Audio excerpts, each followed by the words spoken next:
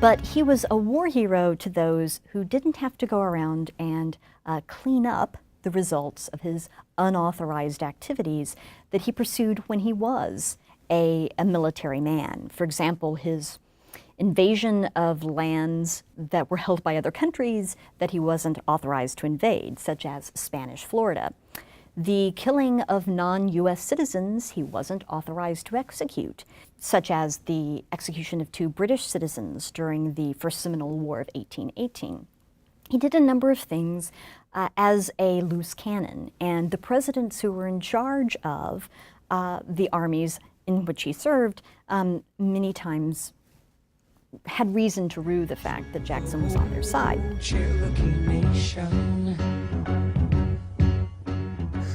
I'm going to do whatever it is I want to do. And what I want to do is take 20 million acres of your richest lands and sequester you all into some tiny, smelly, bug-infested reservation in a swampy-ass corner of Florida, and that's what's going to happen. You know what? That's what's going to happen right now. There we go. Can we discuss this rationally? No, we can't. No! No! On this reservation.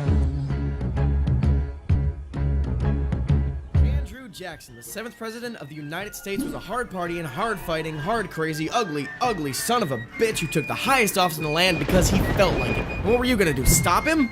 He'd like to see you try.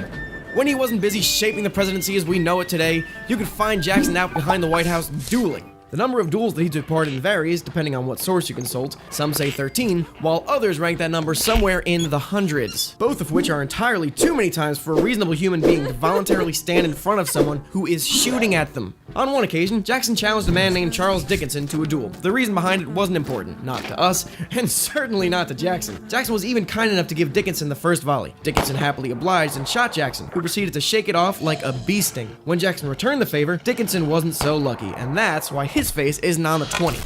Andrew Old Hickory Jackson ran for president in 1828. If you're wondering how he got such a lame nickname, it's because he used to carry around a hickory cane and beat people senseless with it. And if you're wondering why he did that, it's because he was a fucking lunatic. Despite the best efforts of his opponents, the justice system, and whatever force balances the tenuous order of the universe, he succeeded. Jackson's first act in office was to throw a huge party, less of a civilized celebratory gala and more of a political Burning Man. More than 20,000 people showed up for his inaugural open White House, during which the crowd got so rowdy that Jackson himself was forced to sneak out a window. It wasn't until someone had the bright idea to place tubs of whiskey on the White House lawn that Jackson was able to sneak back into the House and actually start being president. Jackson's presidency wasn't all Animal House-style shenanigans, however. He was also the first president on whom an assassination attempt was made. It was Richard Lawrence III who, in a futile attempt to out-crazy Jackson, believed he was the rightful king of England and that murdering Jackson would secure his claim to the throne because, according to Lawrence, Jackson killed his father in 1832, even though Lawrence's father had never been to America and actually died in 1823. Either Jackson could kill through space and time, or Lawrence is simply the kind of crazy we just don't make anymore. He attacked Jackson while attending a funeral, brandishing 2 pistols, both of which misfired. Jackson then turned and calmly proceeded to beat Lawrence to near death with his cane until the president's aides pulled him off the would-be assassin. If you're thinking that Lawrence's guns misfired because he lubricated them with rabbit's blood or something else crazy, they were inspected afterwards and determined to be in perfect working order. We're pretty sure that the bullets, like everyone else, were just scared of Jackson. The legacies of many great men are measured by the words of profound wisdom they leave us. Andrew Jackson is no different. Upon reflection of his life and works, he was quoted as saying, "I have only 2 regrets. I didn't shoot Henry Clay, and I didn't hang John C. Calhoun." Our ways of life. Mr. Jackson, did you not help to cause the financial panic of 1837 and the ensuing economic depression with your obsessive war against the Bank of the United States? Was not vetoing its reauthorization, as you did in 1832, an act of irresponsible populist pandering that made no economic sense? Your Honor, the gentleman has quite the imagination. That bank was just a way for rich Yanks to get richer. And all that money panic was caused when British banks raised interest rates and cut lending. To blame it on the president is preposterous, I say. But if Mr. Jackson had not destroyed the national bank, it would have been able to lend to farmers and businesses when other credit dried up, would it not?